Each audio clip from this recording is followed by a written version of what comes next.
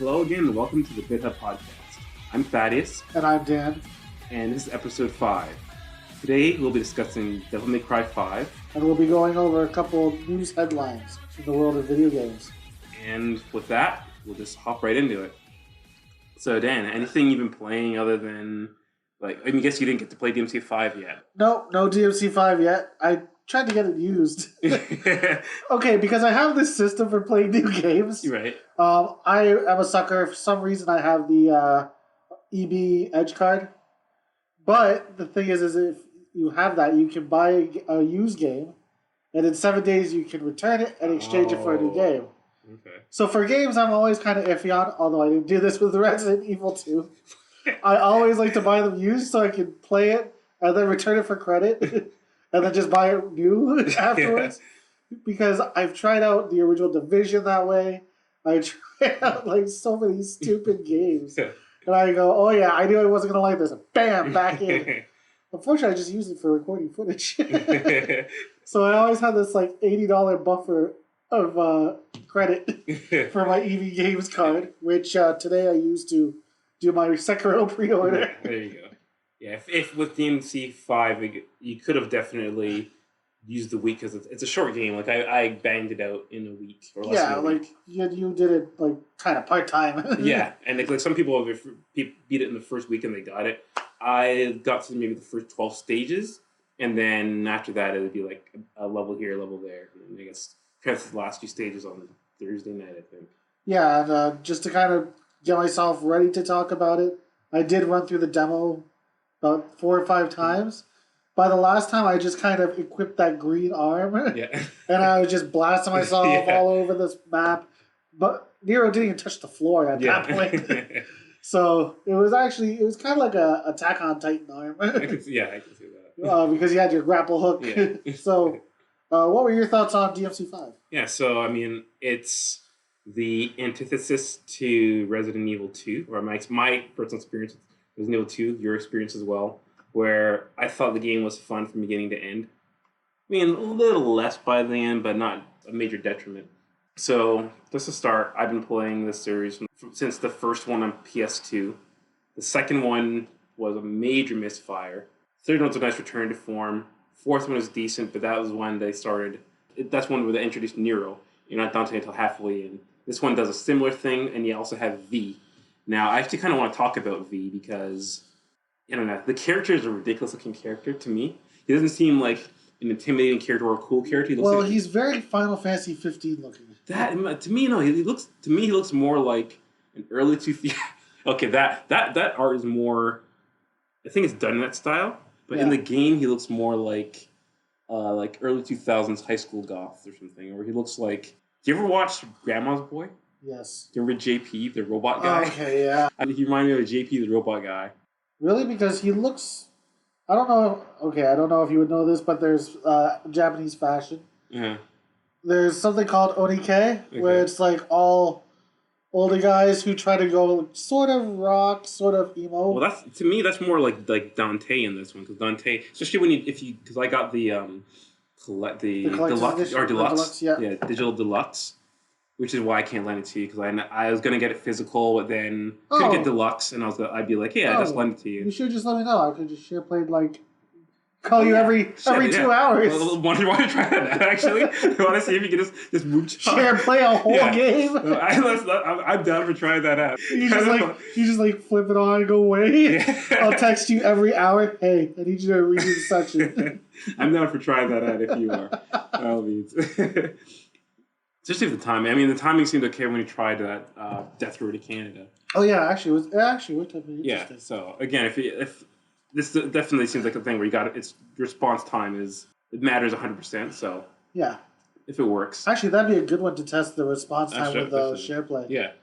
Yeah. As I was saying about V, the new character, he's kind of goofy looking to me at least. Looks like a 2000s small goth, and his gameplay is different from Dante and Nero's. Dante is the classic slasher, but he also has the different skill systems from 3, where Swords Master, Trickster, Gunslinger.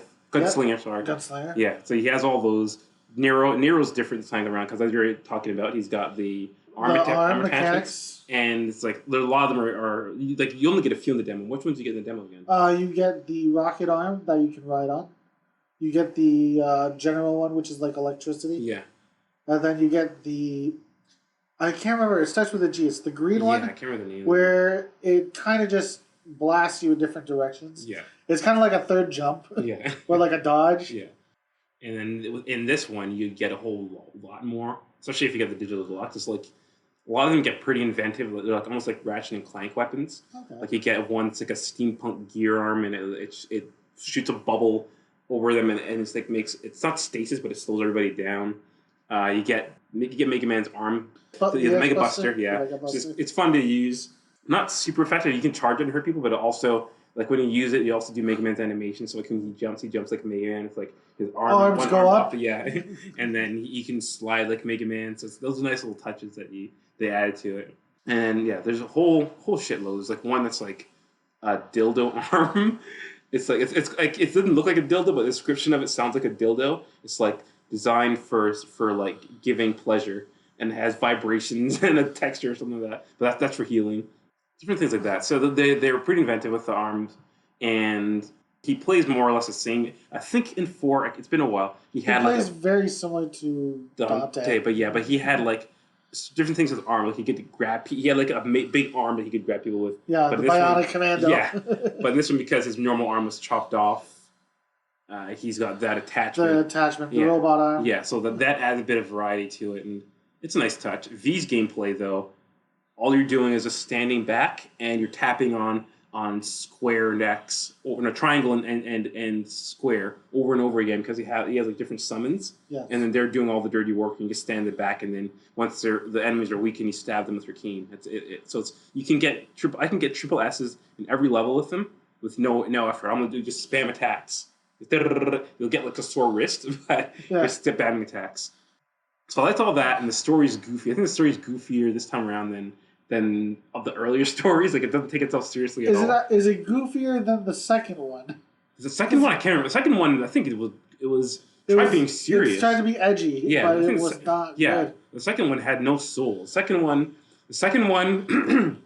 was like our third episode, which you'll never hear because we burned that to the ground. It's been wiped out of existence because that was the thing where we tried being too serious, and the episode was just a soulless, joyless experience. So we strapped it to a rocket and launched it to space. Yeah. If aliens hear it, it'll be a reason for them to come invade us and wipe us out. We'll be the reason. Yeah. So I think of Devil May Cry 2 as our episode 3, and this is being a joyless affair. But yeah, this one, it's really campy. The plot is conventional and really predictable. Like I talked about a certain theory on V. Yes. And it was super predictable. Does it come true? Yeah. Okay. It's not even a surprise when it happens. But here's the thing. With plots for a game like this... No, you're not... It's like the wheels on a car. No. Well, actually, no, that's a really stupid analogy. It's really just Hawaiian thing pizza. That kind of puts you... Hawaiian pizza. Okay, fine. It's like it's the pineapples on the Hawaiian pizza. There you go. All right? Because it's just there to make it Hawaiian. Otherwise, you just have a ham and bacon pizza. It's basically a Canadian at that point. He did it. All right. So, yeah. Every episode has to have a Hawaiian pizza. What kind of hell have I gotten into? Jesus Christ. This shit's gone off the rails. Anyways, yeah, I usually find that the story's secondary. This is not Last of Us. Action. It's definitely the action. Even within the story itself, or the cutscenes, you're watching them for how crazy or how slick the action is. Like, there'll be, in the third one, there's a scene where Dante does a backflip and lands on a rocket and surfs on a rocket. This one has the same kind of thing where yeah, there's there's one part where you get an item, and then it makes Dante do this whole big dance number. You mean the fedora? Yeah, you saw it. The Michael Jackson fedora? Yeah, of course. Yeah, so the Michael Jackson fedora. I didn't know it prior to. someone kind of hinted at it. He said, "Oh, just wait until Dante meets Nico. It's gonna be ridiculous." I'm like, "What could happen?" And I saw it, and then I almost fell off my chair. So again, it's all just stupid shit like that from beginning to end, and even the resolution with the main villain of the game is kind of just like, It's just like it's like two characters supposed to be rivals, but then it's like, yeah, you're an asshole, but you're not too bad of a guy, and So overall, even the story has fun with itself, and because the story is so cheesy and ridiculous, it kind of makes the game more fun. It makes you enjoy the experience. It knows you're in on the joke with it. So I enjoy it. I highly recommend it. I mean, because it's so short, I don't know if you should buy it in full price. I don't regret buying it full price, but also the other thing is that in terms of replayability, it's there if you're really masochistic. Because in order to get a platinum, you've got to beat it, I think, on 5 different difficulty levels and get beat each stage with an S rank. Wait, it doesn't let you just go to the hardest difficulty? No, that's the thing. It doesn't stack. They don't stack. I looked at God. The trophies. I was like, okay, well, I mean, it'll stack. Like I started. You get human mode and devil hunter mode. So I went right to devil hunter difficulty. So I was like, okay, well, I beat it. It'll stack, right?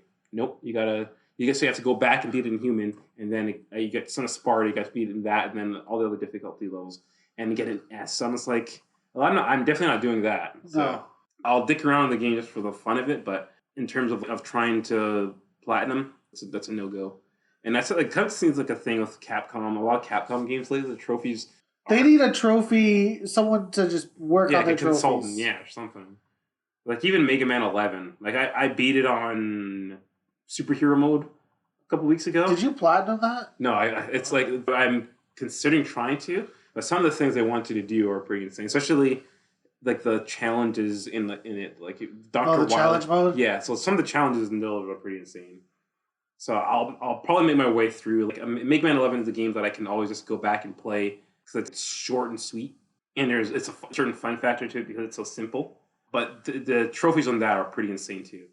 And I think Resident Evil 2 had pretty crazy trophies too in terms of... Yeah, I mean, to be honest, the trophies kind of lined up with what the game was before, where you would unlock cheats, there's a lot of unlocks. Where it's a certain amount of steps.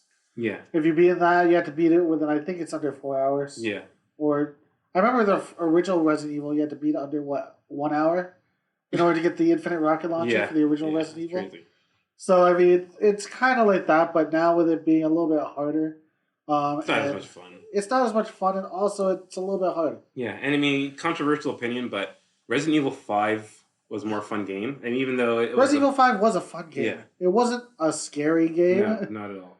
But like you're definitely overpowered, especially compared to how it is in 2. Like you're just like mowing through everybody in that one. Yeah. But that is a game that I didn't platinum it because I had it on Xbox 360, but I got 1,000 points on the trophy. I did every single thing in there, and it got everything there is to get on that. Yeah. But certain things just don't give you the incentive to. But by the way, we gotta play Resident Evil 5. I killed that with my sister. Oh yeah.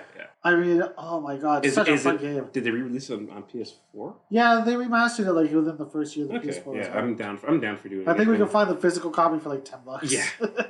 And it's been a decade since it's been out, so nice fresh start. Because they'll have that, and it comes with the DLC, the Chris and Jill DLC. Yeah, it's kind of like more like classic Resident Evil. There's one with Jill and Josh, I think. I think there's one. Is that part of the DLC too? I think so. I know there's DLC. I think it was like you're Jill and Josh, and you had to make it to a helicopter in time. Oh, all the whitest names in this. Yeah, even though Josh was like an African guy. But We got like Leon. Yeah. That's the thing. I guess because it's a Japanese developer, they have the most like basic. Or Steve from Code Veronica X. Yeah, no exotic names. So I guess speaking of Japanese developers, might as well go into the whole issue of Judgement. Yes, so Sega of Japan has actually pulled all the physical copies and halted the sales of the digital game for Judgement, which has been out already in Japan because of a little bit of a controversy. Apparently one of their actors, which is one of the key actors in the game, voice actors, was arrested for cocaine possession. Now, no one has said anything about if this will affect a Western release. The game is still up for pre-order on PS4 or on the PlayStation Network. So that's always a good sign. But also the director of Judgement has gone on Twitter and said that he's not going to let this stand because it's like the game was never made since it was so early in its life that it got pulled. Yeah. So hopefully it's not too much of a problem because honestly we're in Canada, North America. Yeah, cocaine, if we banned every actor who's done cocaine. And we're both kind of semi-lean libertarian, you'd say? Or? Yeah, I mean, if you want to go ahead and do cocaine, that's great. Like go do it. It's it's one thing if he's like dealing cocaine to like a kids. to the 10-year-old, okay, get it.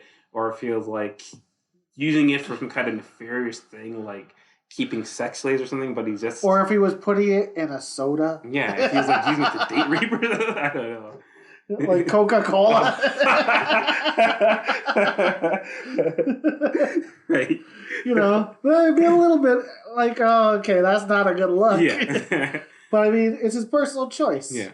And I get it. It's against the law. Yeah. Which we totally agree with. Yeah. It's illegal. It's not the worst crime you can be caught doing. No, I mean, if you go to LA, it's kind of there at the airport. Yeah. I mean, Gordon Ramsay has a show right now where he's like against cocaine. Yeah. He went into a bunch of his restaurants and tested. He found cocaine everywhere in his restaurants. Yeah. He's like wiping the Q-tip against the urinal. He's like, it's fucking blue!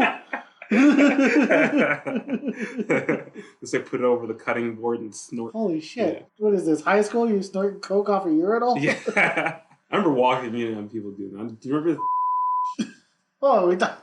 Yeah, I do. Yeah, that we probably shouldn't. Oh, yeah, we'll beep it out, but yeah. This character from high school. Yeah, that guy. I remember a few times I'd walk in the bathroom, he'd like turn around, like what? Like wiping his nose off. Well, a little fun story. We were like 20, me and the other guys, we all went to Montreal. For some reason, we went to this club called Girls, Girls, Girls. Yeah. Or no, was it called Dome? Can't remember. Okay. We went to one of the clubs. And you know me, I like to screw around. I kind of work my way into whatever trouble I can. Of course. I've got myself into... If it's a story you're telling. Yeah, of course. Okay, right. I got myself into the VIP area. And this guy, like I kind of walked in with a bunch of other people. Uh-huh. And this guy turns to me, he's like, hey, we're all going to the bathroom, come on. And me, I was like, okay, that's kind of weird. Yeah. 6 guys going into a bathroom. What's the harm? I walk in and there's rails of cocaine all over. And I'm like, oh, damn. All right. I'm going to go back out to the regular world. I thought it was going to go darker than that. No, there was no... You know, there's no swimming pool full of dead babies. Yeah. Holy fuck, cut it out! Cut it back out again. Michael Vick was in the back with his dogs. Dog fighting ring. How much did you put down?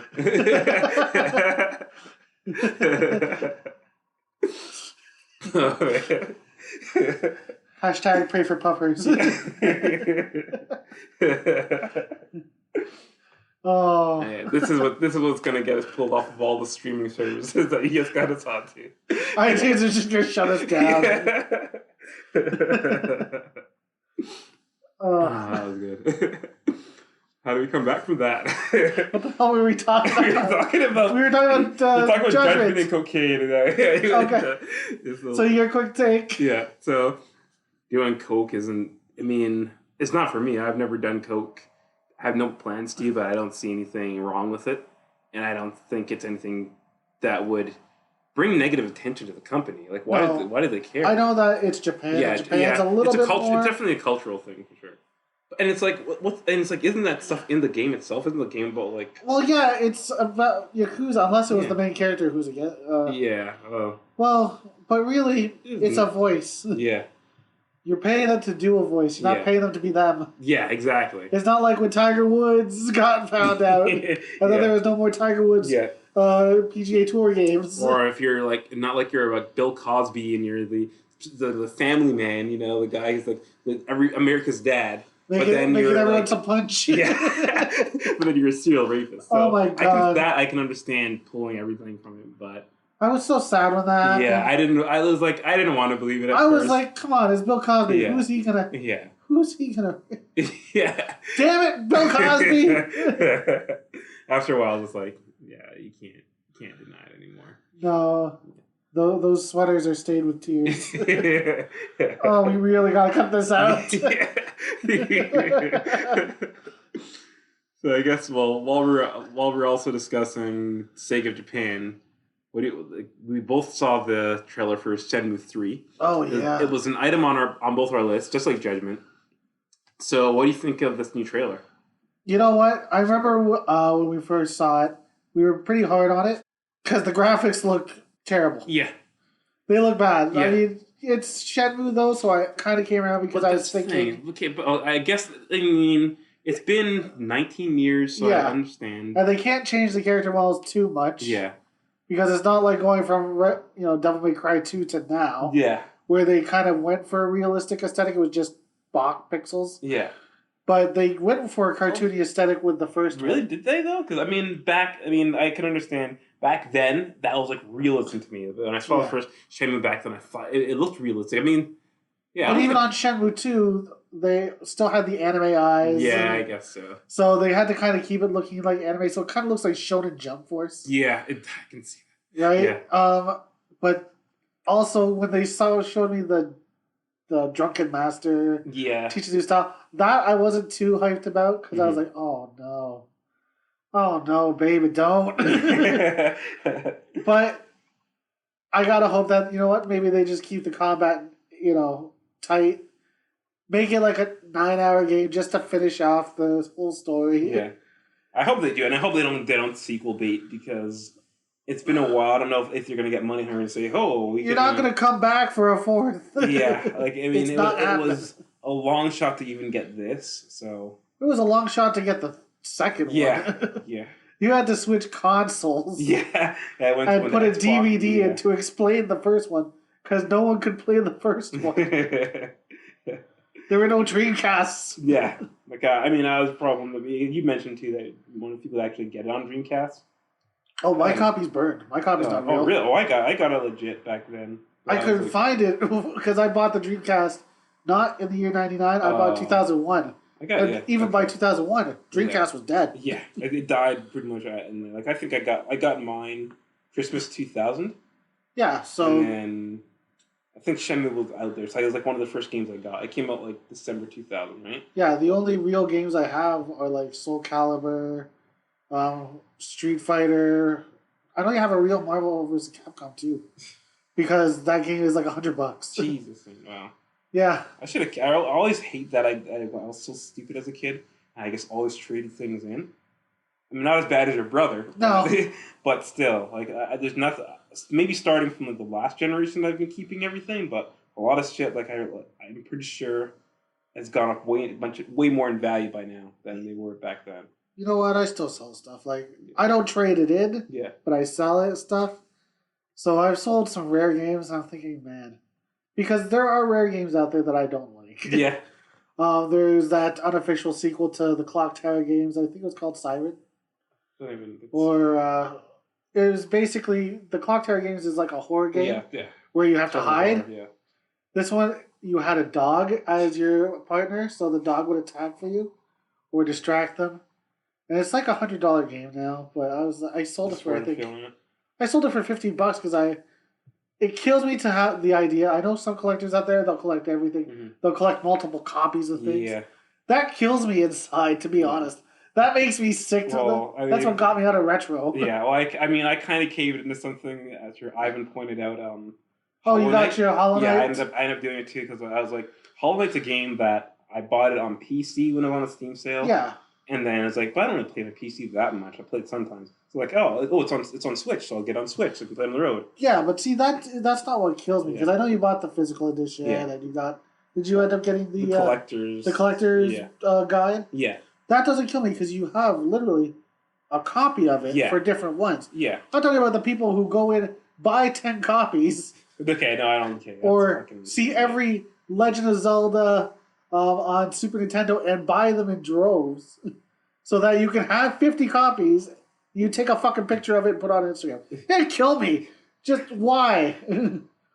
Those are the people who have Super Nintendo stacked up in their That's in like their homes. some kind of form of OCD. No, it's killing the market because honestly, I get it. If you want an extra Super Nintendo, they're not making them anymore. No. Keep a couple. Yeah.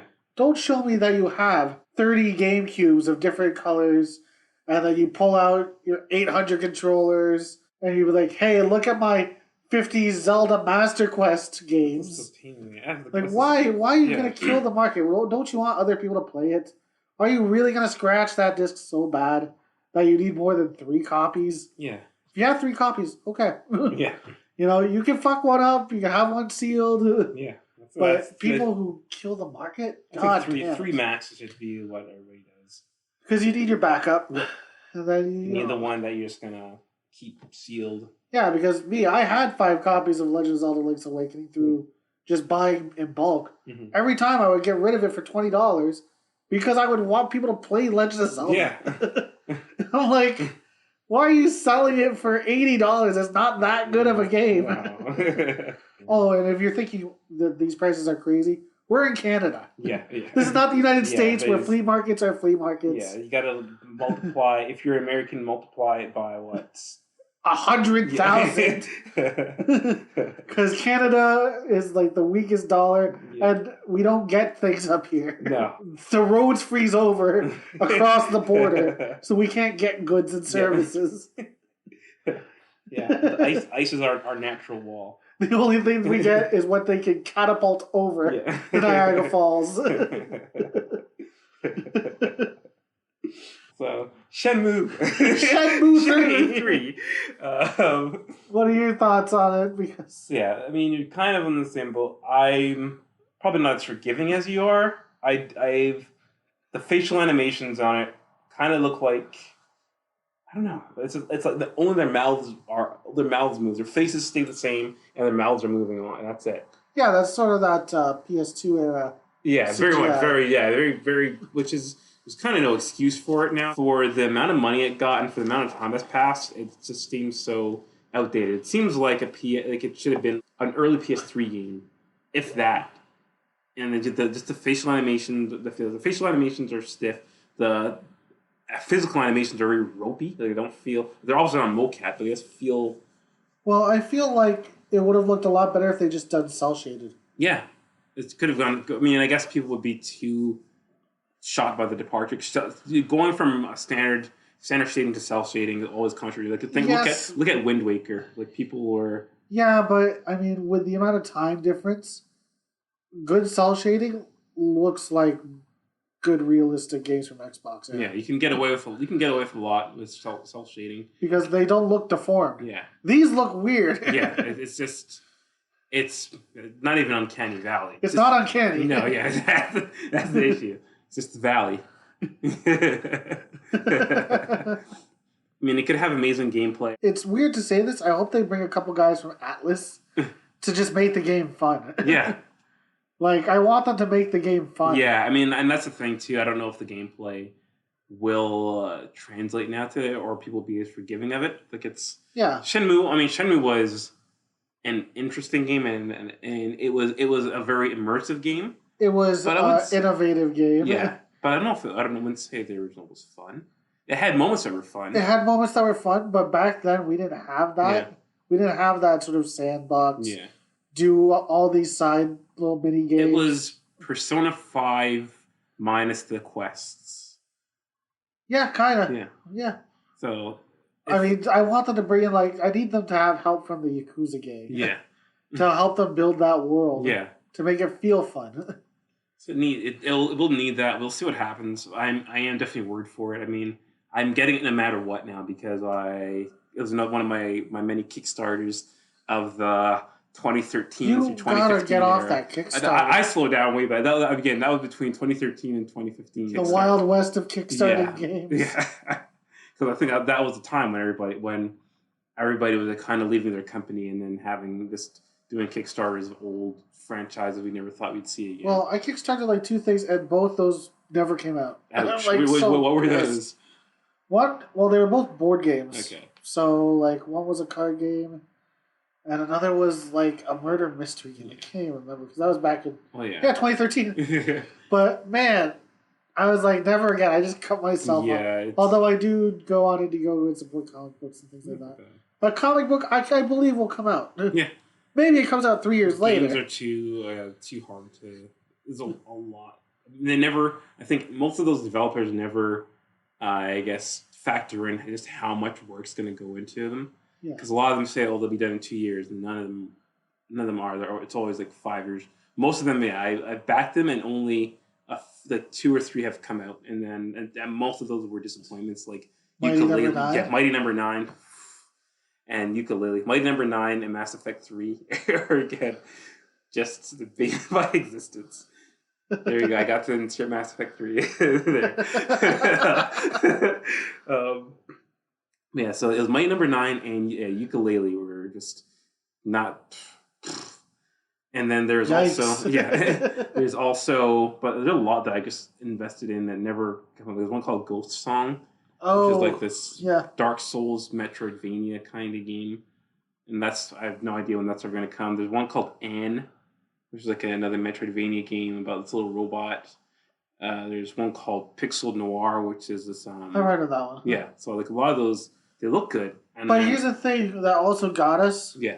Video game websites would push it out, be like, "Oh, look at this crazy game that's coming out," and we kind of bought into it, not knowing that some of these developers have either never worked with a publisher or have never worked with the sort of people who are watching out for the money, so they can't kind of control that project. So they squander a lot of the funds, or they put out too much at the beginning, or their extra tiers actually end up killing the game. Yeah, that's a lot of them. Again, that was Mighty Number 9. They had so many stretch goals. They had 12 SKUs. Yeah. And then it's just like it ended up looking like a PS2 game, or like an alpha of a PS2 game. It was a really nice Dreamcast game. Yeah. So I mean, they don't do it. So other things I've learned, and even something like Shovel Knight, which is an amazing game, kind of screwed itself over by doing that because they had a lot of stretch goals for all the modes. Well, they're still putting out the DLC. Yeah, that's what I'm saying. Up to now, it's been out since 2014. 2014, so nearly 5 years later, they're just finishing off all the DLC for it. Which I mean, it's a great game, and they've been smart in certain ways. Like they really re-release it in different packages. Like so I think on other platforms they'll have the game individually. Like they'll have Spectre Knight individually, and then they'll have the Treasure Trove as the whole game. So, like a collection. Yeah, so I'm sure they're making their money that way. I'm sure they're doing well, but if they at the beginning they overshot themselves by wanting to do all this DLC or having all these stretch goals. Is this their last? This is yeah. It's okay. So then I gotta call it. Shovel Knight's going into Smash Bros. Well, he's an assist character. Yeah, already, but like playable. I think they wanted. Yeah. I hope so. Because honestly, that'd be such an interesting character. Yeah, he'd be great to play. I like playing him. I mean, I am looking forward to seeing how Joker is. Right now, I mean, I'm pretty much married to Cloud, but I am looking forward to seeing if I can find a side piece. So. Yeah. All right, anything else? I did want to say, pour one out for my homies at SoundCloud. Oh, yeah? We are no longer on their service. Well, I'll leave up the first 3 episodes there. Okay, also you're going to leave them there for... Okay. Yeah, actually, I might delete the first one because the first episode is 110 minutes. What the hell were we thinking? I don't mind, in all honesty. I think we should leave it in. It's there. It's a world's introduction to us. It's not our first recording ever. We had like about a year and a half. We had a year and a half of recordings that never came out. A lot of trial runs, or just be either poor content, or we'd go on for 3 hours. Or the sound was dead after about a half hour. Yeah, we'd have a lot of technical issues. Or again, we'd talk for 5 hours, just be really nothing. Yeah, really nothing was said. Yeah, but I mean, among those though, and we've got to bring it back sometime, is the Sandlerverse. That's one that we haven't shared with the world yet, which they've got to hear. You know what? The Adam Sandler Cinematic Universe. We will do it, but I will not number it. I'll just make it a bonus episode. Okay. Because we have to bring out the Sandlerverse. Yeah, the world needs to hear about the Sandlerverse. Okay, we'll leave it at that. Yeah. We'll release that as a bonus episode once we do, what, 10? Yeah, that's fine. Okay, once we hit 10 episodes, we'll do the bonus Sandlerverse. The SCU. Loving it already. Yeah, right. You know they'll all have to play like 80 characters. Yeah, well, yeah, they all do their. Yeah, they all have so many characters. But it's gonna work. We're gonna need some like red yarn and like photos and we're gonna need like board. 30 wigs. Yeah, for Rob Schneider alone. It'll work. The you can do it guy will be there, Stanley. Yeah, he just shows up. He's like, by the way, you can do it. Speaking of which, I actually watched a GQ interview with him last night. Stanley or Rob Schneider, okay. Where he talked about all of his most iconic characters. Oh God! See, this is perfect material. Freaking hilarious! Yeah, save it for the episode. Hilarious, Rob Schneider. I love you, B-lister, but great. Yeah, you know his B-list name. Is generous. Well, you know his name. Yeah. Oh yeah. He's not, and you can say you like what he does. I guess. Yeah. I mean, come on. If he's not a B-lister, what is the B-list? Yeah, I mean, he did headline a few movies, so he's had his own movies. Yeah, they made money. Yeah, surprising. And people I got from work. He had a Netflix show for a bit. That's right. He's not Rip Torn, where you're like, oh, I kind of know Rip Torn. He's not a that guy kind of actor. Like he's like a lot of characters or actors who show up in things like, oh, it's that guy. Oh, it's that guy, but you don't know their name. You know Robert Snyder's name. He's like a solid Jason Segel. Yeah. You know who Jason Segel is. You like what he does. He ain't getting in the club though. No. Not unless Seth Rogen's with him or something. Yeah, you gotta bring your buddies. You gotta call them in. Yeah, it has to be with James Franco. James Franco. Hell, you gotta call in David Franco. Or like Luke Hemsworth, not even Liam, but Luke Hemsworth.